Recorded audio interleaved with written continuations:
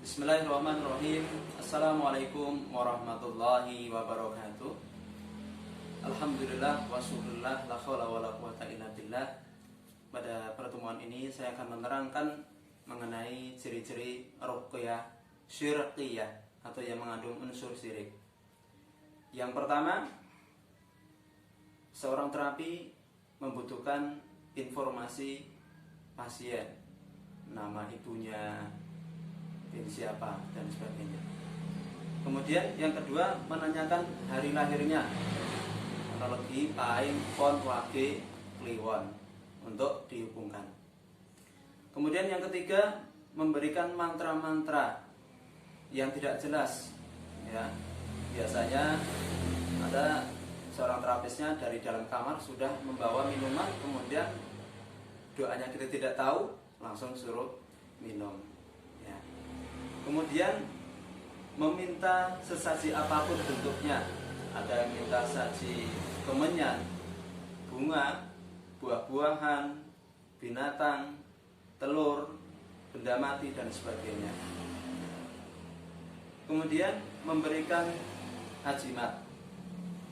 Ada yang diberikan raja, ya, ataupun sesuatu benda apapun, entah itu bentuknya tulisan Arab, baik itu dibungkus secara tidak jelas maupun rumus yang tidak bisa dibaca, atau ada bentuknya batu, ada bentuknya macam-macam, ya. Yang jelas itu benda tersebut disuruh nyimpan untuk tolak bala, ya.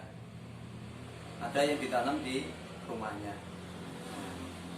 Kemudian memberikan informasi gaib tentang keberadaan makhluk gaib tersebut. Seorang terapisnya bisa melihat, oh, ini di rumahnya ada jinnya banyak, di dalam fisiknya ada jinnya banyak, macam-macam, ada seperti dajjal, ada gondrowo, pocong, wewe, dan sebagainya. Nah, ini hati-hati. Secara fitrahnya orang tidak bisa melihat jin. Bagi orang yang bisa melihat jin, maka di dalam dirinya ada jin yang meninggal. Kemudian menunjukkan bahwa dirinya punya kekuatan gaib, ada bisa memanggil malaikat, memanggil nabi, ya. Ini hati-hati. Masa malaikat dipanggil, nanti manggil Allah dan sebagainya, ya.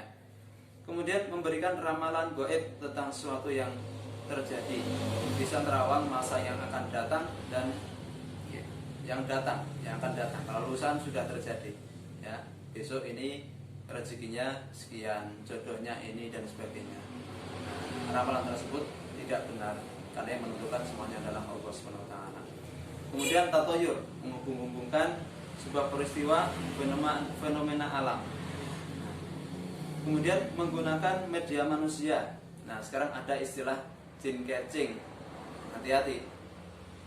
Ruqyah ngakunya syariah, akan tapi si A yang sakit, tapi malah jinnya dikeluarkan, dimasukkan ke yang B yang ngantar. Nah, ini nggak boleh, karena orang yang tidak kerasukan malah dimasuki jin.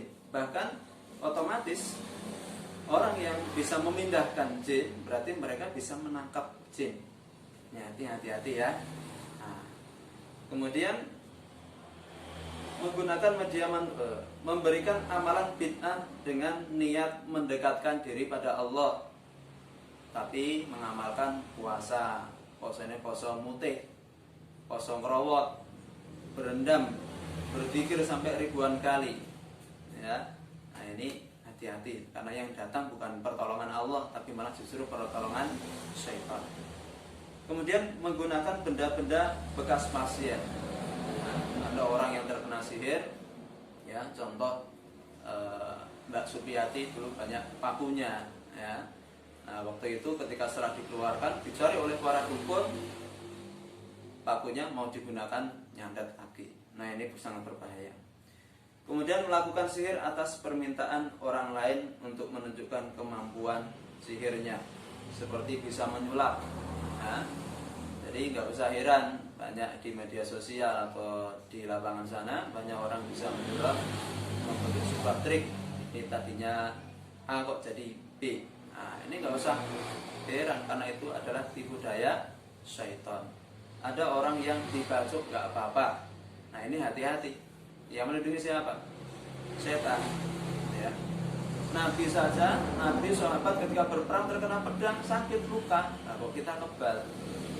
Padahal bukan karomah. Hal itu diniatkan memang saya sudah dibasuh nggak apa-apa. Berarti isinya adalah syaitan. Hati-hati.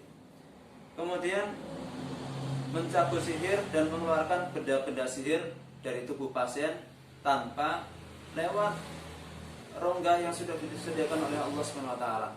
Ada yang mengeluarkan ini di tangan tiba-tiba ada sesuatunya, ada kawatnya, ada batunya, ada pakunya, ada siratnya dan sebagainya. Ini hati-hati. Ya. Ketika orang tersebut diruqyah, maka apabila memang benar ada bendanya akan keluar pertama lewat mulut, ya, lewat luka yang sudah disediakan oleh Allah Subhanahu wa taala, ataupun kalaupun gangguannya di perut adalah lewat feses, yaitu berbentuk diare. Ya, jadi jangan heran ketika ada orang mengeluarkan tanpa lewat lubang-lubang tersebut, berarti itu adalah sihir atau trik. Kemudian melakukan pemagaran, pembentengan, ada diraja ke fisik orang tersebut. Ya, ini banyak terjadi. Ada wanita tersebut sakit, kena gangguan, kemudian diraja. Nah, otomatis kan raja itu ada dua, satu hanya simbol diginikan dan ada yang dibuka auratnya. Ini sangat berbahaya, padahal buka aurat itu haram. Nah, akhirnya setelah itu nggak sadar, kemudian pas bangun ternyata sudah dikerjain oleh dukun tersebut. Nah, ini sangat hati-hati. Ya, demikian mengenai ciri-ciri ruqyah yang syirkiyah. Semoga dipahami, jangan salah pilih. Ya. Terima kasih, semoga bermanfaat. Wassalamualaikum warahmatullahi wabarakatuh.